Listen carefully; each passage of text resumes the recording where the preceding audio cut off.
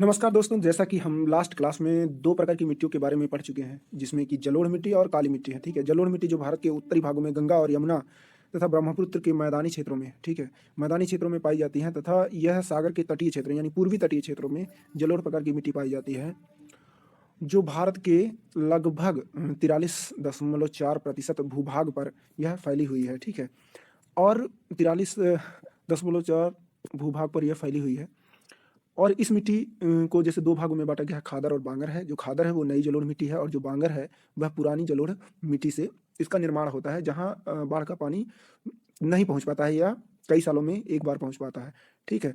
अगर राज्य की दृष्टि से देखा जाए तो इसका विस्तार पंजाब से लेके आसाम तक है और पश्चिम बंगाल, उसके बाद आंध्र प्रदेश के तथा तमिलनाडु के तटीय क्षेत्रों में इसका विस्तार होता है। में जो है जो जो खनिज तत्व पाए जाते हैं उसमें पोटास, फास्फोरिक अम्ल, चूना और कार्बनिक तत्वों की अधिकता होती है, लेकिन इसमें नाइट्रोजन और ह्यूमस की कमी होती है। काली मिट्टी जो होती है, इसका निर्माण जो है ज्वालामुखी विस्फोट में उत्पन्न जो लावा होता है, उसी के अपक्षय और अपरदन से इसका निर्माण होता है, ठीक है? यह मिट्टी जो है कपास की खेती के लिए अत्यधिक अत्यधिक उपयोगी होती है, इसलिए इस मिट्टी को कपासी मिट्टी भी कहा जाता है। यह मिट्टी जो है महाराष्ट्र, गुजरात, राजस्थान, कर्नाटक, मध्य प्रदेश, छत्तीसगढ़, उड़ीसा, आंध्र प्रदेश और तमिलनाडु के क्षेत्रों में पाई जाती है। इस मिट्टी का जो भारत के भूभाग की दृष्टि से 15.2% भूभाग पर इस मिट्टी का विस्तार है, ठीक है? इस मिट्टी में जो पोटास, चूना और मैग्नीशियम के तत्वों की अधिकता पाई जाती है। इस मिट्टी की मुख्य फसल जो है वह कपास, आपको बता ही दिया, ठीक है? कपास है और उसके बाद सोयाबीन, ठीक है? सोयाबीन सोयाबीन, चना, ज्वार और गेहूँ है, ठीक है? इसके बाद हम जो है अपना नेक्स्ट जो मिट्टी है उसके बारे में हम इस चैप्टर में पढ़ने जा रहे हैं, जो मिट्टी है लाल मिट्टी, ठीक है? लाल मिट्टी जो है उसका निर्माण हमारा कायांतरित चट्टानों से हुआ है। कायांतरित चट्टान या फिर रूपांतरित चट्टानों से इसका निर्माण हुआ था। लाल मिट्टी में लौह ऑक्साइडों की उपस्थिति अधिकता में होती है, जिसके कारण इस मिट्टी का कलर जो है लाल होता है। यह लाल मिट्टी में जब पानी मिल जाता है तो यह पीली दिखाई देती है, इसलिए इसको कभी-कभी पीली मिट्टी भी कहा जाता है। इस मिट्टी का निस्खलन यानी अपरदन बहुत अधिक मात्रा में होता है, ठीक है? इस मिट्टी का जो विस्तार है वह भारत में लगभग 18.6% भूभाग पर इसका विस्तार है। जो लाल मिट्टी है, आप देख सकते हैं यहाँ पे, लाल मिट्टी का जो मैक्सिमम विस्तार है वह जो प्रायद्वीपीय पठार और उसके बाद पूर्वी तटीय क्षेत्रों से लेकर के यह पूरे प्रायद्वीपीय पठारी क्षेत्रों पर विस्तार है। यानी कि अगर हम ध्यान से देखें तो मध्य प्रदेश, छत्तीसगढ़, झारखंड, उड़ीसा, आंध्र प्रदेश, तमिलनाडु, कर्नाटक का कुछ भाग, उसके बाद केरल और महाराष्ट्र के पश्चिमी तटीय क्षेत्रों तक इसका विस्तार है। और अरुणाचल प्रदेश, ठीक है? अरुणाचल प्रदेश, नागालैंड, मणिपुर, मेघालय, मिजोरम, त्रिपुरा, ठीक है? इन क्षेत्रों में लाल मिट्टी का विस्तार है। यह जो मिट्टी है, जैसे जब हम नीचे यानी खुदाई करते हैं तो इसका रंग जो है पीला हो जाता है, ठीक है? इस मिट्टी में नाइट्रोजन, फास्फोरस और ह्यूमस इन तीनों की कमी पाई जाती है, ठीक है? गहरे भूभागों में जब यह मिट्टी जाती है तो यह दोमट प्रकार की बन जाती है, ठीक? और इस मिट्टी की जो मुख्य फसल है वह बाजरा है, ठीक है? बाजरा, मूंगफली मूंगफली और आलू, ठीक है? और क्या है? आलू। ये इस मिट्टी की 3 मुख्य फसलें हैं, ठीक है? इसके अलावा यहाँ पे तंबाकू, केला, रागी, तीसी, कपास, गेहूँ और मक्का भी यहाँ पे इस मिट्टी में उत्पादित किया जा सकता है, ठीक है? इस मिट्टी में कमी क्या होता है? फास्फोरिक अम्ल की कमी होती है, कार्बनिक तत्व की कमी होती है, जैविक पदार्थ चूना और नाइट्रोजन की कमी पाई जाती है, ठीक है? इसके बाद हम आते हैं नई मिट्टी, जिसको कहा जाता है लेटेराइट मिट्टी, ठीक है? लेटेराइट मिट्टी ये मिट्टी आप देख रहे हैं, ध्यान से देखिएगा, तो ये जो मिट्टी है, ठीक है? लेटेराइट मिट्टी, यह जो मिट्टी है भारत के कुछ क्षेत्रों में पाई जाती है, जैसे कि यहाँ पे आप मेघालय में देख सकते हैं, उसके बाद मणिपुर में देख सकते हैं, फिर जो है पश्चिमी तटीय क्षेत्र में, और उसके बाद यहाँ पे, और यहाँ उड़ीसा के क्षेत्र में और राजस्थान और गुजरात के क्षेत्रों में लेटेराइट मिट्टी पाई जाती है। लेटेराइट मिट्टी जो है वह भारत के लगभग 1,26,000 वर्ग किलोमीटर में फैला हुआ है। प्रतिशत की दृष्टि से देखें तो यह 3.7% भूभाग क्षेत्र पर इसका विस्तार है, ठीक है? इस मिट्टी में जो है अत्यधिक वर्षा क्षेत्रों में और चूना और सिलिका के निक्षलन से इसकी उत्पत्ति होती है। लेटेराइट मिट्टियों का जो स्वरूप होता है वह ईंट के जैसा होता है, यानी कि जब ये सूख जाता है तो बहुत ज़्यादा कठोर हो जाता है, ठीक है, और भीगने पर यह बहुत ज़्यादा गीला या कोमल हो जाता है, ठीक है। इस मिट्टी में जो मुख्य फसल है उगाई जाती है वह चावल, रागी और काजू, जो उगाई जाने वाली फसलें मुख्यतः इसमें पाई जाती हैं, ठीक है।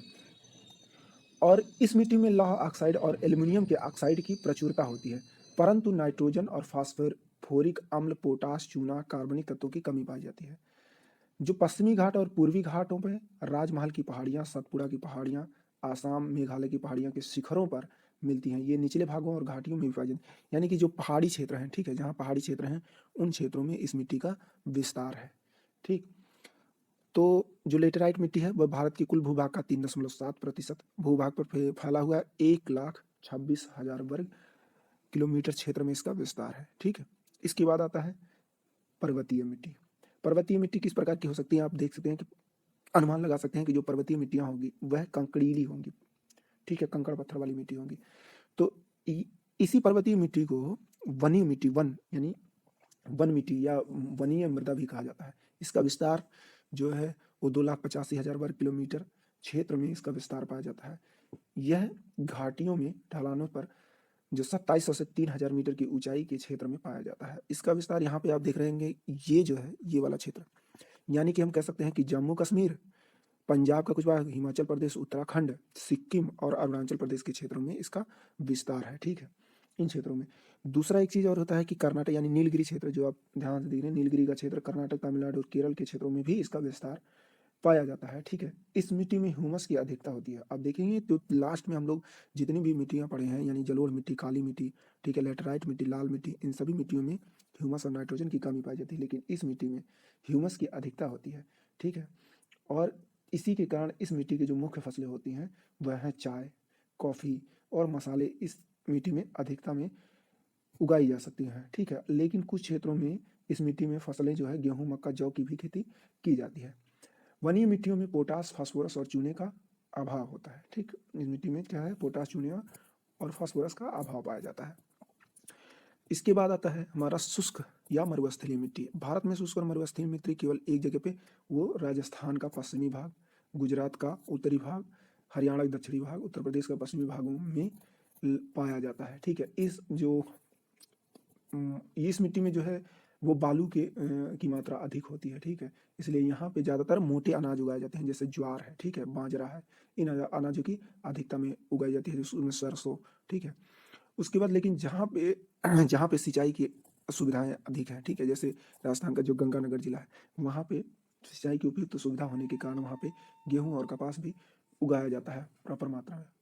और इन लवणों में फास्फोरस की मात्रा अधिकता इसमें होती है, लवण होते हैं और फास्फोरस अधिकता में पाए जाते हैं। नाइट्रोजन की कमी होती है, ठीक है। ह्यूमस और जैव पदार्थ की मात्रा भी कम पाई जाती है, ठीक। अब यहाँ पे जो हम देख रहे हैं कि सब मिट्टियाँ लगभग हो गई हमारी, 6 प्रकार की मिट्टी है, जलोढ़, लाल मिट्टी, काली मिट्टी, लेटराइट मिट्टी, शुष्क मिट्टी और पर्वतीय वनीय मिट्टी होती है। इसके बाद दो और मिट्टी होती है जो लवणीय मिट्टी या क्षारीय मिट्टी होती है, ठीक है। तो एक मिट्टी क्या हो गया, लवणीय मिट्टी, लवणीय मिट्टी, और दूसरा होता है ये वह क्षारीय मिट्टी, इसी को कहा जाता है क्षारीय मिट्टी, क्षारीय मिट्टी।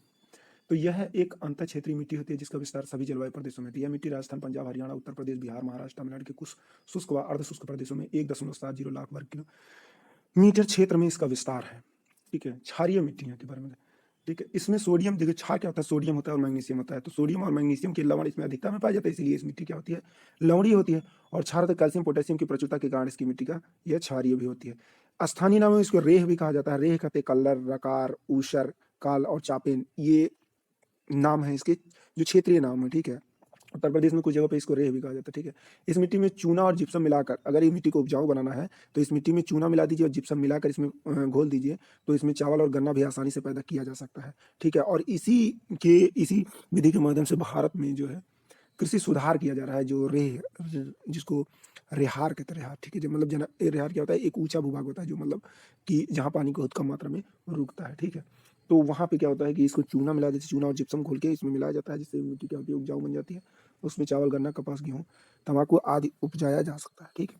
उसके बाद पीट, दलदली मिट्टी, दलदल दलदल कहाँ पे पाया जाता है? जो तराई क्षेत्र होते हैं, तराई क्षेत्रों में, भारत के तराई क्षेत्रों में दलदल की मात्रा पाई जाती है। ठीक है, दलदल पाए जाते हैं। तो दलदलों में क्या होता है कि आर्द्रता बहुत होती है। ठीक है, तो मुख्यतः इसमें जो होता है घुलनशील लवणों की प्रचुर मात्रा होती है, इनमें फास्फोरस और पोटास का अभाव होता है।